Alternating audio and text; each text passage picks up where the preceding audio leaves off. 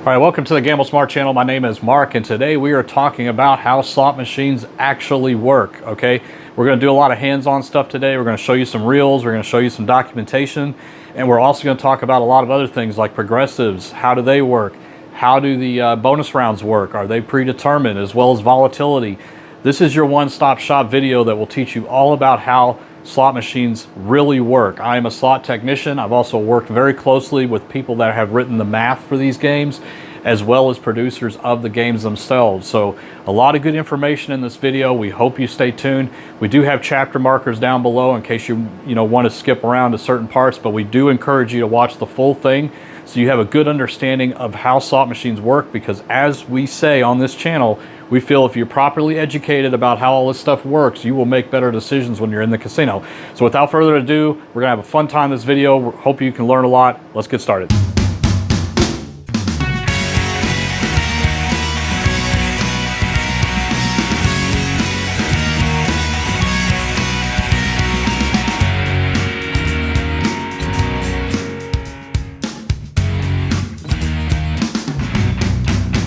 All right, as usual, if you are new here, we certainly want to welcome you to the Gamble Smart channel. We are here to educate you to become better gamblers, and that is by teaching you how this stuff works and let you focus on stuff that you actually have control over. And today's video is all going to be about how slot machines actually work, and with some advice towards the end on what to look for and what the things are that you can do to help better increase your chances of walking away with cash, okay? Because that's what we're all about here. So if you are new here, hit a subscribe, thumbs up if you like this kind of video, and then also ring that bell for notifications, because we do go live from time to time, most of the time unannounced. So there you go. All right, let's jump in. Again, we have chapter markers down below. If you want to jump around, that's totally cool, but we hope you stay through the whole thing. All right, so the first thing we're going to talk about is RNG, or random number generator. You've probably heard this before. There's a big debate of whether slot machines are truly random or not, and we're going to get into that in this video so you understand really what the answer is to that, because it's not as simple as what a lot of people think. But it is true that when these machines are powered on, they have random number generators constantly running. These are for class 3 machines like what you see behind me, what you find in most casinos. So as soon as they're powered on, they are cycling through thousands and thousands and thousands of numbers every millisecond, incredibly fast. And that is there for one reason and one reason only. And so that is that nobody, the casino, the manufacturer, you cannot predict what is going to come up on that next spin. It has to be true and fair for everybody that's playing. So those myths out there that they will be able to change the RNG based on if you have your player's card in or not, or if you wait 5 minutes before playing, all that stuff is false, okay? The RNG is there to prevent any kind of future outcome predictions, okay? And that is by law, and there is a lot of compliance and audits that goes into that before a game even hits the casino floor, okay? So that is what the RNG is. Is it truly random? We're going to get into that next. All right, so we talked about an RNG and a random number generator, but what does that actually do? Like, it picks a number, okay, fine. Now what does it do with it? It looks it up on what's called a virtual reel table, okay? And a virtual reel table is, imagine a reel strip right here, has 22 positions on it, okay? A virtual reel strip can have many, many more, okay? And most do. With very few exceptions, they all typically have more than 22 stops on it. The simplest of games, like Double Diamond, has 72 instead of 22, so 72 on the virtual table. But games like Huff and More Puff have thousands, okay? Lots to choose from. So let's break it down and explain what exactly is a virtual reel strip and how it ties into this, which is actually what you see on the slot machine. All right, I'm gonna put something scary looking on the screen here, but I'm gonna explain exactly what this means and what's going on here. So if you look at this table here, the leftmost column, the random number generator, that is what we just talked about, okay? So on the game of Double Diamond, it will pick a number between 1 and 72 for each of the reels on the machine. So Double Diamond is a 3-reel machine, so there'll be 3 picks from the random number generator. Based on what it picks is the second column here. So let's say that it picks a number 27. That belongs to a double diamond symbol, and you will see a double diamond symbol land on the pay line, okay? Now let's look at number, let's say it picks 38. Well, let's go down here. 38 is a blank. So you can see here it falls within the column here, and that equates to position 11 on the actual reel itself, which is a blank. Okay, so let's say it picks 55. 55 is also a blank. So do you see what's going on here? RNG is picking a number between 1 and 72, and then it's going to fall within one of these ranges on the chart here, and then that is going to equate to what you actually see on the reel whenever it lands on that position, okay? That is how a slot machine works at its very core, okay? So try to keep that in mind, that it's a lot of people think that there's some crazy advanced algorithms going on, and it really isn't. It's simple math. It's very simple math. The RNG picks from something, and that results into what you actually see. It's exactly the same with picking an ace of clubs out of a deck of cards, 1 in 52 chance, right? So it's the same thing with the slot machine. Now, the more complicated the slot machines, like we talked about with Huff and More Puff, this table is going to be a lot bigger, but in the end, that is all that is going on. RNG is picking something on here, and then it translates to what you actually see on the machine, okay? All right, I hope I didn't lose a lot of you there. Math can be very tricky sometimes, and I know it's not our favorite subject, right? But I'm going to show one more thing. Hang in there, hang in there. We're going to talk a little bit about probabilities, okay? So I'm going to put another chart up on the screen here. So what this is actually showing you is a probability of each possible outcome on the double diamond machine. So if you look here, row number 1 is saying that there's an 85.7% chance that when you spin on a double diamond machine, it will result in nothing. The money goes to the casino, okay? But here's the distribution of all the other wins. So a single cherry is gonna be, there's 18,960 possibilities of that. So basically you have a 5% chance of getting a cherry whenever you spin on a double diamond machine. But what about getting the big one, the big top one? That is a 0.00002 or 0.002% chance of getting it. So very hard. So it's basically 8 out of 373,248 spins, okay? So I'll put the math up here on the screen, but that is the odds of getting 3 double diamonds on the machine. So what does all this mean again? This is just showing you that there's no crazy algorithms going on a slot machine. It's pure math. It's pure math and probability, just like you would find on a roulette table, okay? All right, let's jump into the next topic. Enough math for now. All right, considering what we just talked about, let's talk about balancing, okay? This is something that comes up a lot. I've seen a lot of people talk about how the casino needs to make sure that the machines are always in balance, that they're meeting their revenue goals and all this kind of stuff.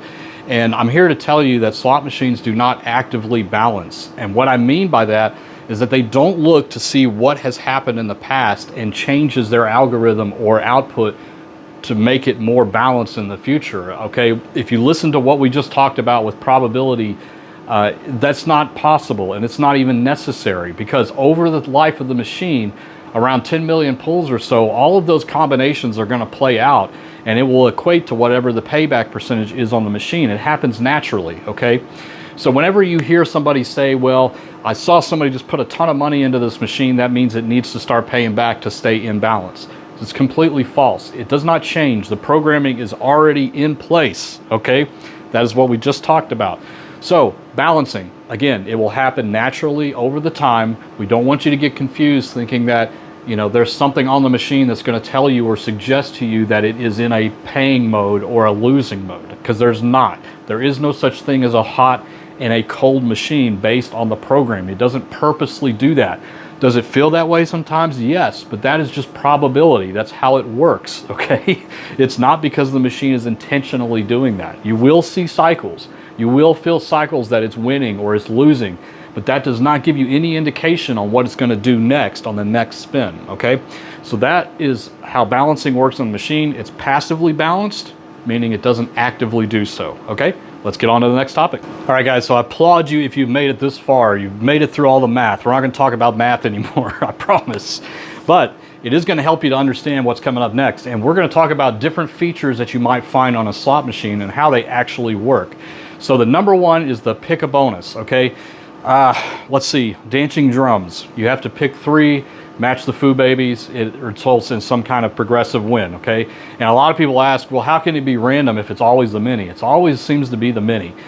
Of course, they're going to weight it to those smaller amounts, okay? Same on Wheel of Fortune when you're spinning the wheel. It's going to heavily weight those lower amounts, the 30, the 35, the 40, okay? It's not a random spin like you find on the game show, okay?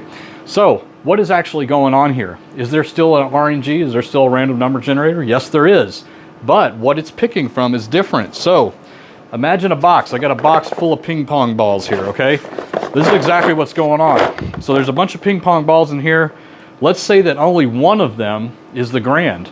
So the RNG basically reaches down and pulls out a ball, and if it's the grand, you get awarded the grand. But this is going to be filled mostly, I'd say 98 out of 100 with the minor and the mini, okay? And those top two are going to be harder to pick from. So it's still random. You don't know if you're going to get it or not, but it's just having to pick from a big bucket of balls, and only a couple of them are the top winning prizes, okay? Same with the wheel spin on Wheel of Fortune, getting that 1,000 credits, same thing. Imagine a big bowl of balls, and only one of them is the 1,000, but a lot of them are the 30s and 45s and 35s, etc., okay?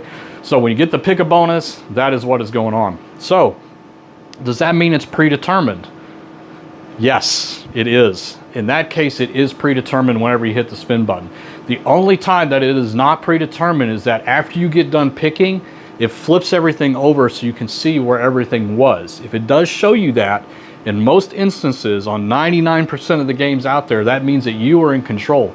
Not many are out there. Quick hits is a good example of it. Whenever you get the quick hits and you have to pick between 3 different types of free games and multiplier, that shows you where everything else was, which means it was not predetermined. You were in control. But most games, especially ones picking for a progressive or something like that, it's going to be predetermined. All right, we've talked about pick a bonus, but let's talk about free games. Okay, this is the other kind of popular bonus round that you get. You get 10 free games, 12 free games, whatever the case may be. Is that predetermined? And the answer to that is no. Those still play out randomly just like they would regular spins, but there are some changes that take place on most games, okay? And it will actually say this in the game rules if you look at it, but a lot of games, what the RNG is picking from, and again, if you were here for part of the early part of this video, you understand what I'm saying. During the bonus games, what the RNG is picking from has changed, okay? So the virtual tables are different. The physical reels could be different also, especially like on the video style games. Thunder Cash is a good example of this, and I'll put a little screen so you can see. Thunder Cash during the bonus rounds has stacked symbols, okay? Where during normal play, you do not have stacked symbols. And so during free games, what you actually see could be different, and what the RNG is picking from could be different also, okay? So free games could be different from the original ones. It really depends on the game. But the important thing for you to realize is that every spin is still an RNG random event, and it's not predetermined on what the end result is going to be. All right, let's talk about progressives and the two types that are out there, okay? So there's the standard progressive, and then there's the must hit by or must win by progressive, okay? Let's tackle the standard progressive first. This is what you find on 90% of the games out there, and here's how those play out. So those, each spin has an equal chance of hitting that progressive. So it doesn't matter if it's capped out, it doesn't matter if it's just reset or anything. Every single spin has the same odds of hitting that progressive. And I know a lot of people feel like because the progressive is maxed out or capped, which means it's stuck at 10,000, that it means it's due to pay out anytime soon. Completely false on those games, okay? It continues to build behind the scenes. It's just maxed out at that 10,000, okay? So don't play a game because you feel like you have an edge because it's maxed out. Play it because it's maxed out. And if you're gonna hit the progressive, wouldn't you rather hit the one that's the highest?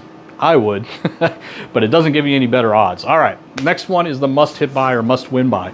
These must specifically say it next to the progressive or in the game rules. So if you don't see that language anywhere, it is not a must hit by or a must win by progressive. The way these work is that whenever it's reset, the RNG will pick a number between the starting and end position and save that in internal memory. Nobody can see this. Slot techs can't see it. The casino can't see it. Nobody can see what that magic number is. But as the meter continues to grow, and the meter is just the progressive climbing, as soon as it hits that magic number, you get awarded the progressive, and then it resets and does the same thing over again. So let's take the must hit by progressives that you find on Ainsworth machines, okay, the dollar version. Starts at 9,000, ends at 10,000. Whenever it resets, it's going to pick a number randomly between those two values. Could be 92.16 and 44 cents. Could be 9,837 and 22 cents. You don't know, but as soon as the meter climbs to that amount, you get awarded and the process repeats itself. So all must win by, must hit by progressives work that way. And that's all you need to know about the two types of progressives. All right, let's move on. Now we got all that out of the way, we're going to talk about stuff that you actually have control over and stuff that you should be doing when you're going in to play a slot machine, okay? The first one is the advantage play, or what I call state saving slot machines, okay? What are these, okay? So advantage play means that you have a specific advantage over playing that game at that particular time. There are very few that fall into this category, okay? Must hit by progressives is one of them. If it's very high, the meter is very close, there is a number that you could essentially play at that could guarantee you a positive outcome, or plus EV as they say. But these are very few and far between. Now the other side is the state saving ones. And what I mean by this is like Scarab, some of the Buffalo games do this, where basically you're building up through 10 spins, and then that 10th spin converts you into wilds or something like that. Those are state-saving games, meaning that it flows and keeps track of the progress of capturing wilds and stuff through those 10 games. Those could be an advantage play also, especially if somebody didn't bet that last spin. You could jump in and do that, but you got to be careful on those, because some games when you do cash out, it resets. Not all of them, but some of them do, so make sure you look out for that.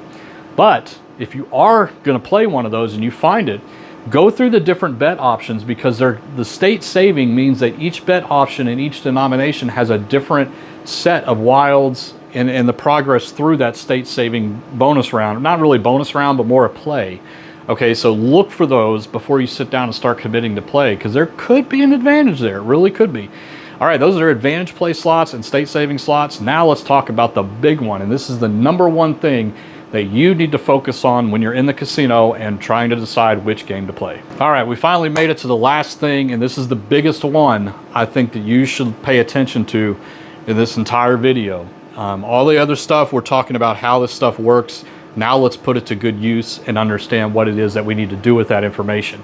And that is volatility, okay? Volatility exists in a lot of different things, okay? It exists in the money markets, stocks, bonds, all those things. Volatility exists there. But when it comes to slot machines, what volatility is how the game was designed to pay out over time, okay? Not every slot machine game is equal when it comes to this. Games like Huff and Puff are very high in volatility. Games like Double Diamond are very low in volatility. They can have the exact same payback percentage, but the way they get to that number is very different, okay? Double Diamond is slow and steady. Think of it like the tortoise and the hare race, right? Slow and steady, up and down, up and down. Get mixed bars a lot, get cherries a lot, get Double Diamond and cherries, get those types of things. You're getting a lot of activity, okay? A lot of wins, slow and steady.